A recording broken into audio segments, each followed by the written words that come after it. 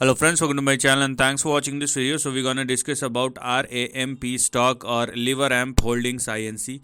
Now what we're going to look at as far as the big chart of RAMP stock is a big consolidation, and it's been going on by for the last 20 plus years. And apart from that, when we do look at the current price chart, it is indicating a potential of a breakout again.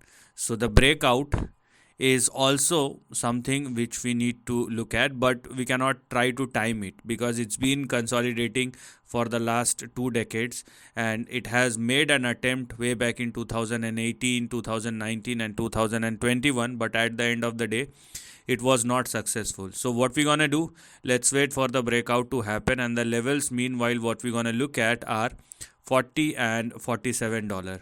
And once RAMP stock started trading and sustaining above $47, what one can see is a big breakout that will happen thereafter if the stock sustains at or above 47. Okay, now what lies ahead?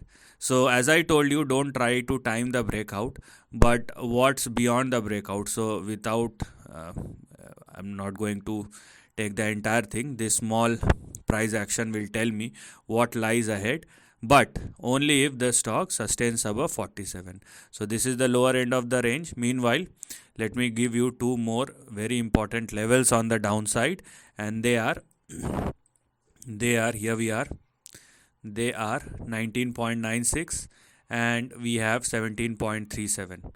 So these are the two most important levels, which are your support and stop loss, below which the downside will start. So don't go below 17.3, and as I told you, the next big upside will only start once the stock surpass and sustain above 40 and 47.